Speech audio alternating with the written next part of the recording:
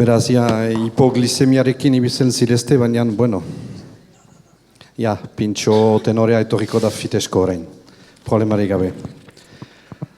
Hala ere, untsa entzuten duzue, han, Iñaki eta Amaia, ondo, bale. Eta autobusekin, badakit pixka bat piztua dela zuentzako, baina, bueno, zinez laburrak izanen girela, bai, zinez. Gauza bat lehenik, mediazioa ipatu digutelarik orkestea, guk egiten duguna da esperientzia bat, eta esperientzia hori ez da hola sortzen, bada ingurumen bat eganen dut. Eta hortako Sabinak galdegin dit orkestea ingurumena.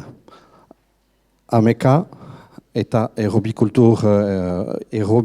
erri elkargoko kultur proiektua. Dena sortzen da guti gora bera eganen dugu larogei lautanoita amekako hamarkadan, duela hogei eta bost urte. Han Luhuso da erri txiki bat, behar bada ez duzu ezagutzen, orain badira 900 biztanle, eta duela hogei eta bost urte, ez dakit 600, 700 biztanle baziren. Eta han bazen hauzapez bat, alkate bat, opera kantu lirikoa enamoratua zena. Eta dantza klasikoa. Nahi zuen absolutuki antzoki bat eraiki bere erriskan, opera han gomitatzeko, antolatzeko, eta dantza klasikoko ikuskizunak han orkesteko. Ola zinez, ola hasi da. Alkate baten amets batekin. Lortu du, diru iturri aski importanteak, lortu du dirua beraz antzoki baten eraikitzeko Luhuson. Baina ez aski diru bere antzoki hori bidean emaiteko, edo kudeatzeko, edo kultur proiektu baten egiteko. Beraz, eraiki dute, nola egango nuke, kontxa huts bat. Bazen esenatoki bat, bai, zurrezko esenatoki bat, eta besterik ez, etzen gradarik, etzen ekipamendurik, etxondurik, ez argirik, etzen ezerez. Bazen barkatu, bazen bakarrik, kontxa bat. Eta hola egonda kasik 10 urte. Han egiten zituzten Luhusoko erriko pestak, adibidez. Pesta denboran, paella gigante bat, erraldoi bat egiten dituzten esenatoki gainean. Bueno, guk kulturgileek pentsatzen ginuen, domaia zela, pixka bat, baina, hola zen. Bazen kontxa bat eta paella han egiten zen.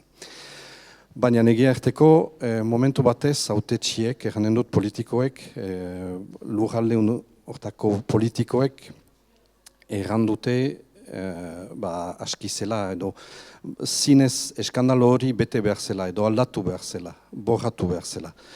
Eta beraz, sekatu dute, galdegin dute kabinete bati, aditu batzuei, frantziako aditu batzuei, proposaketa baten egiteko, ikerketa bat egin dute, artistak, kultur eragileek eta asko bildu dituzte, kurutzatu dituzte, eta proposaketa bat egin dute, holako txosten eder bat, nun erraiten zuten eskaz zela, fabrikak eskaz zirela, berez iparaldean noski, baina Akitania osoan ere bai. Fabrikak da sorkuntz leku batzuk.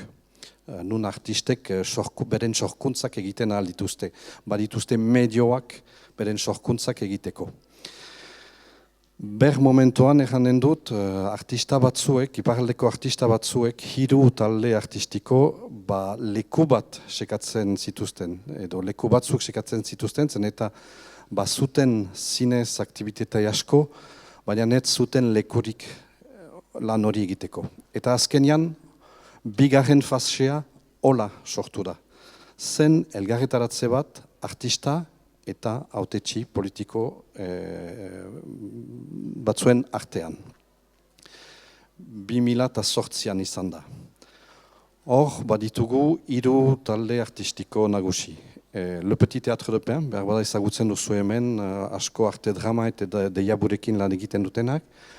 Iparraldeko dantzarien biltzara, da EDB-ko iparraldeko adarra. Eta Kilikolo Zirko da talde, zirkoan lan egiten duen talde txo bat. Idatzi dute, ko-idatzi dute, elgar idatzi dute proiektu bat hautetxiekin. Eta proiektu hori, helburu importante bat zuen, edo badu, barkatu, da karrikako arteko fabrika bat egin Luoson, baina lurralde, inguruko lurraldean. Hala. Gehitu dugu, edo gehitu dute ere bai, karrikako arteeri Euskal Antzerkia.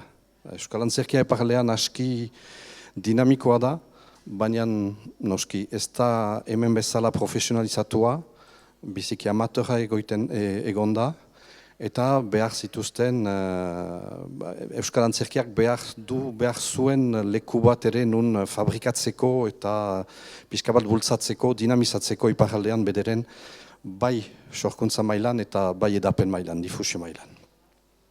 Hola sortu da, deitu dugun lehenik Arixori proiektua. Beraz, karrikako arteko fabrika bat eta Euskel Antzerki fabrika bat. Bost herritan bakarrik hasi da 2009an, kanbo inguruko 4 herriekin, kanbo gehi 4 herriekin. Proiektuaren idazketa izan da, errandutan bezala, artista eta hautetxien artean. Baina hautetxiek galdekin dute artisteri zuek zuen gain hartu proiektua, guk finanziamendua emanen diziegu, eta zuek kudeatu proiektua. Eta artistek errandute ez, guk ez gira hortarako. Gu nahi dugu barnean egon, proiektuaren barnean egon, baina ez kudeatzeko. Eta eskatu dute hautetxieri, erakunde publiko bati, edo bere gain hartzea, zerbitzu publiko bat bezala, kultur zerbitzu bat bezala, bere gain hartzea. Hola sortu da, Arixuri, kontratatu digute, eta 3 urteen burian, erabaki dugu denen artean, ez bakarrik 5 herritan egoitea, baina 10 herritan. Eta 10 deitu dugu proiektu berria, eta segitzen du karrikako arteko fabrika eta Euskal Antzerki fabrika bezala. 10 herri horiek, baserri gune batean, baserri alde batean direla. Noski, 10 herritan 30.000 biztanle, ez dakit Donostiako auzo bat, eta Bilboko karrika bat. Hala. Eta guk 10 herritan. Beraz, ikusten duzuen bezala, aski zabala da, baina zinez ez da hemen bezala, ez da ingurumena berdina, bat ere. Gainera, hasten gira Baionako atetik, gure lehen herriak dira Arrangoitze eta Basusari, eta Luosoraino, beraz, 30-40 kilometro badira, errobi inguruan gira. Importantea da, ingurumena ala ere importantea da esperientzia hortan, zen eta bilakatu girerarik errobi herri elkarruko kultur zerbitzua segitu dute eranez, gure proiektua da lurralde proiektuat. Beraz, izan behar zidezte noski Luosoko gela da sede nausia leku importante bat, baina ez bakarra izan behar da. Zuek handik abiatuz, lurralde osoan zabaldu behar duzuen zuen aktivitateak. Eta karrikako edo fabrika batentzat ez da errez, zen eta guk karrikako arteko artistak etortzen dira, gomitatzen ditugu eta laguntzen ditugu. Baina neguan etortzen dira zen eta noski udan lan egiten dute, udan difusioa egin behar dituzte festivaletan. Beraz, leku batzuk behar dituzte, aterpe batzuk behar dituzte neguan beren lana preparatzeko. Eta guk bakar bat badugu Luoson. Beraz, leku bakar batekin lurralde osoan lana egiteko, zinez ez da errez. Beraz, kultur proiektu hori lurralde osoan izaiteko mediazioa, lantresna, izigarri importantea da lurraldeko kultur proiektu baten egiteko. Gure lurraldeko kultur proiektuak 3 adar nagusi baditu. Ameka, beraz, Karrikako arteko fabrika eta Euskal Antzerkiko fabrika, musikal irakaskuntza eta mediazioa. Eta mediazioa da adar transversal bat, errango nuke. Zen eta bai amekak hartzen du lan tresna bezala, mediazioko ekintzak edo kultur ekintzak egiteko, baita ere orain sartuko gira musikako irakaskuntzan hori mediazioan egiteko, eta bai bere akzio propioak baditu ere bai. Beraz, zinez transversala da adar bezala. Antzi ditut gauzak? Ez. Egunon, ni Sabina naiz, beraz arduratzen naiz mediazioaz eta komunikazioaz. Mediazioa filgik erranduen bezala oso osagarria da, beste ardatzekin, ikusgarri gintzarekin bereziki, beraz fabrikarekin.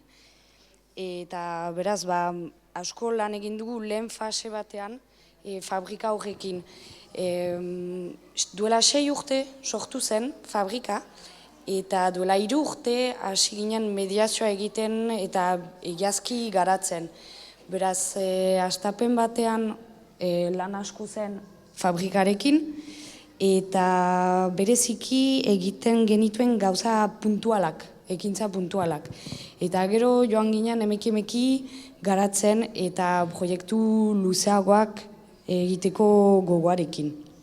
Eta beraz, filgik ja esan du, baina errepikatuko dut, fabrika eta mediazioaren arteko harremana oso interesgarria da, zen fabrika da mediaziorako lan tresna izigarri bat.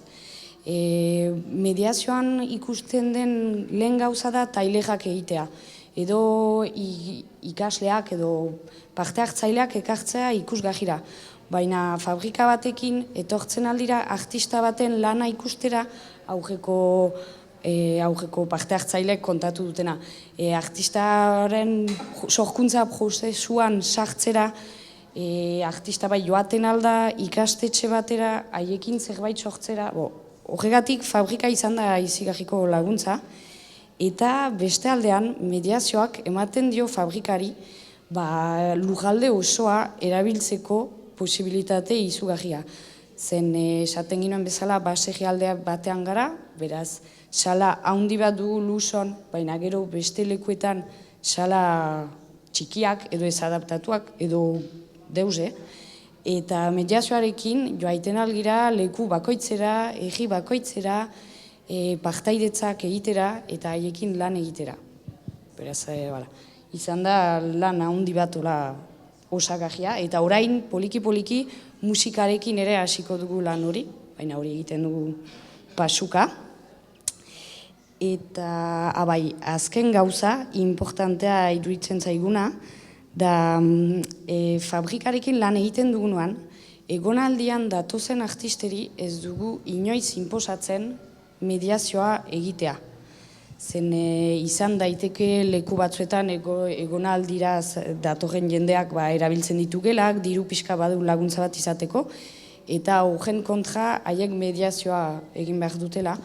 Guk amekan hori ez dugu inoiz nahi egin izan, zen mediazioa ez da denentzako sinplea. Eta sorkuntza prozesuan ez dira garai guziak mediaziorako adaptatuak ere ez. Beraz, egiazko elkar lan bada fabrikarekin eta artistekin mediazio hori sortzea. Ez da aldi guziz berriz sortzen dugu azkenean mediazioa. Eta beraz, guk, beste zentsura, guk helburuak eman dizkiogu, pixkat mediazio lan hori, intxatzeko zen mediazioa egiten alda denekin, egiten alda denetan, beraz saiatu gira pixkat guk egin nahi genuena kuadratzen, eta lehen gauza izan da guk emaiten diogun definizioa gure mediazio lanari.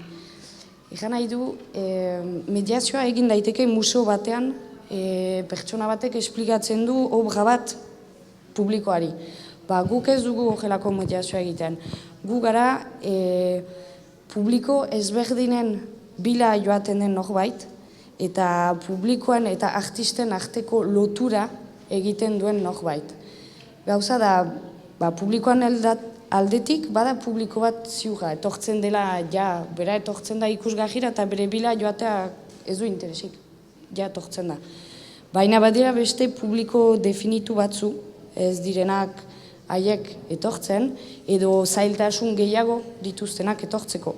Beraz, guk hautatu dugu, artisten eta publikoen artean lotura egitea, eta horien topaketa laguntzea. Eta horrendako, beraz, hautatu ditugu 4 lan ardatz, publiko ezberdinen etorrera esaten nuena, beraz hori oso simplea da. Ikusgarrien ordutegien aldatzea, adibidez. Haien beharren arabera, adibidez ikaslekin edo ikastetxekin lan egiten duzunean, normalean ez duzu emanen gaueko 9etan ikusgarria, baina jatsaldean, edo lan egiten baduzu elbajituekin edo saiatuko zira zure gela adaptatzen, haien etorreraren dako, haien ordutegien dako, haien autobusa adaptatzen haien etorreraren dako, hori guzia. Etorrera lantzen dugu, gero laguntzen dugu guk duguna da ezagutza proiektu muntaketan eta alde administratiboan. Beraz laguntza bat ematen dugu hori Ikerrek esan du astapenean 3 mundu dira, ez ikaskuntza, kultura administrazioa eta artistena, 3 mundu dira eta guk saiatzen duguna pixkat denak ezagutzen eta haien artean loturak gesten. Beraz laguntza administratiboa ekartzen, proiektuak sortzeko eta proiektuak idazteko eta diru laguntzak eskatzeko. Saiatzen gira horren ekartzen. Eta azkena da sensibilizazioa, hori fabrikarekin esaten nuena, artistak hori izanki, badugu jendea tortzen, disiplina artistiko ezberdinekin, eta beraz saiatzen gira topaketak sortzen ikaslek hauek ezagutzeko. Eta ondoan, erabaki duguna da bi publikori lehentasuna ematea. Lehena da ikasleak, ikastetxena, hau da nire ustez errazena, definitzeko, aurkitzeko, ikastoletan dira, beraz, eta haien ordutegiak aski ezagutuak dira, beraz, haiekin lan egiteko da sinplena, eta gainera, frantses estatuan dispositibo berezi asko daude haiekin lan egiteko, eta usaila da dola 40 urte haiekin egiteko lana. Eta gero hautatu dugun bigarren publikoa guk, da editetxe eta hartalekuetan eta egoitza berezietan diren jendeekin lan egitea zen Errobi lujaldean, editetxe eta hartaleku asko dira. Beraz, guk erabaki dugu, haiekin lehenik izaiten altziren pertsona zaharrak, izaiten altziren beste gazteak, zailtasuna dituzten gazteak, edo guk erabaki dugu hauekin lujaldean genituen hartaleku hauekin lan egitea bereziki. Beraz, hori, hauek dira gure bi publikoak, adibide labur bat emateko ikastetxekin egiten ditugu, beraz, errandu dana, ondokoan izan da. Proiektuak, beraz, egiten genituen lehenik proiektu puntualak, laburrak, eta beraz guk nahi izan dugu egin proiektu luzeagoak, frantses estatuan den usaila horrekin, ministerio ezberdinek elkarrekin lan egiten dute duela urteak proiektuak garatzeko dispositiboak ezartzeko. Beraz, guk sartu gira dispositibo hauetan. Beraz, horietan sartzeko, behar da joan lujalde kudeatzailean ikustera, eta haiek ezagutu, haieri aurkeztu proiektuak egan ja egiten ginuena, eta horrekin dispositiboetan sartu, eta horrekin haien sustengoa jasotzen dugu, eta diru laguntzak ere bai, proiektuen egiteko diru laguntzak. Eta horren ondoan, guk egin duguna ere, da gure lujaldeko ikastetxe guztien ikustera joan, bat banaka, proiektuak aurkeztera, guk egiten genuena aurkeztera, eta dispositibo nazionalen aurkeztera, zen ez dituzte denek ezagutzen.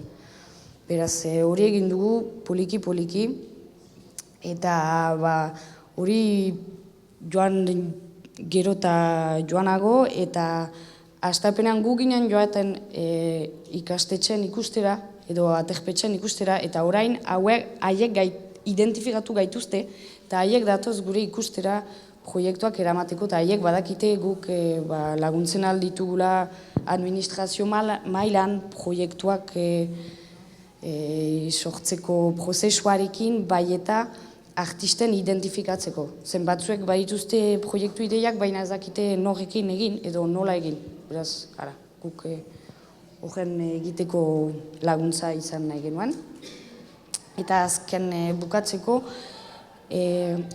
antzi dut beste adibidat ikastetxetaz asko hitz egiten dut, baina badugu proiektu bat, zen badira ere dispositiboak lan egiteko hartalekuekin.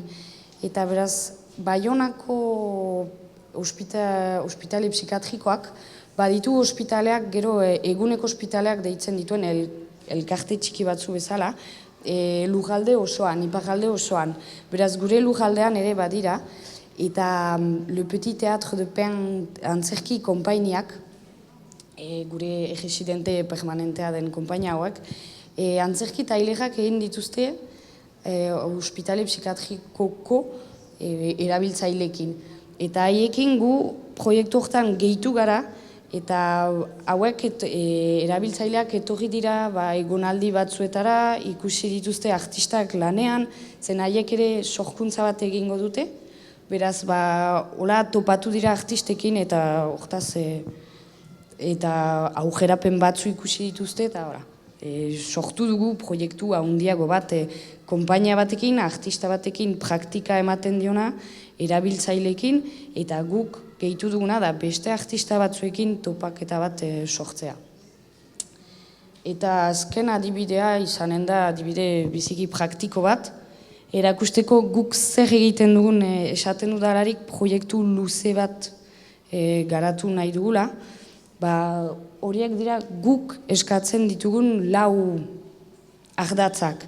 Lehen ardatza izanen da ikaslek edo erabiltzailek praktika dezaten, seguru, eman dezagun antzerki proiektu bat dela, 15 bat orduz, artista batekin antzerkia egingo dute, haien ikastetxean edo beste leku batean, praktikatuko eta askotan bukaeran antzerki txiki bat aterako.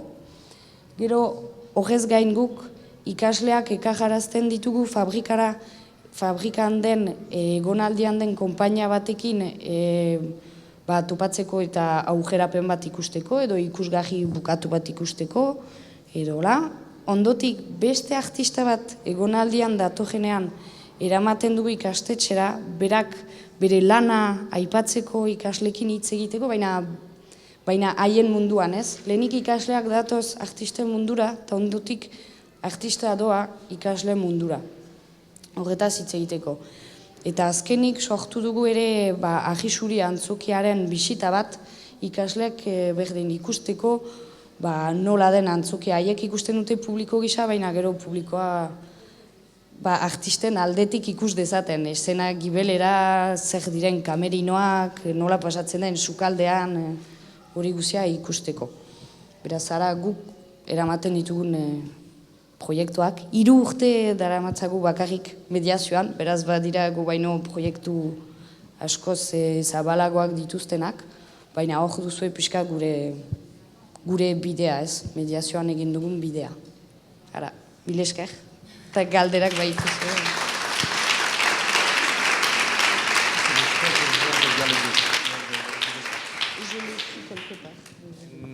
Nik galdera pare bat banitun Xabinari egiteko oso konkretua gainera, Iruditzen zaidalako zuetako asko buruan ukiko dezutela, baina etzat ausartu. Zer da Arrixurien lanean ari diren konpainiek jasotzen dutena? Jasotzen dute lan egiteko espazioa, lo egiteko lekua, dirua, zenba denboran egon daitezken?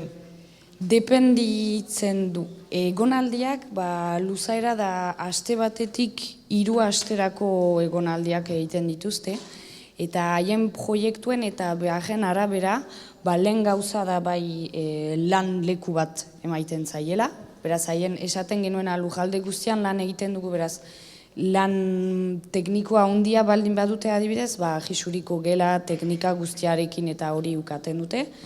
Baina adibidez sorkuntza baldin bada idazkera sorkuntza bat eta haiek eskatzen badigute gela bat eta mahai bat, Lujaldeko beste gela batean izan daitezke.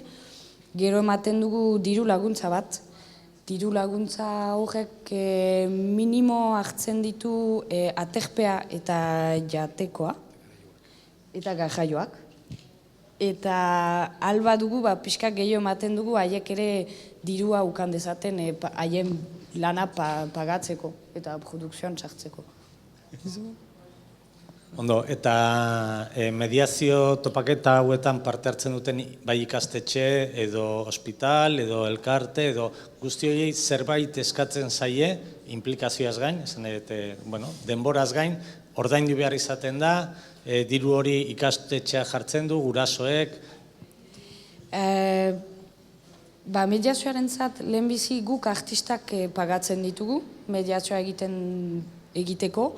Egonaldian baldin badira ere, gehitzen diegu tailer bat ematen dutenean 50 euro ordua, haien tailer lana pagatzeko, eta emanaldi bat egiten dutenean ere diru zama bat ematen diegu.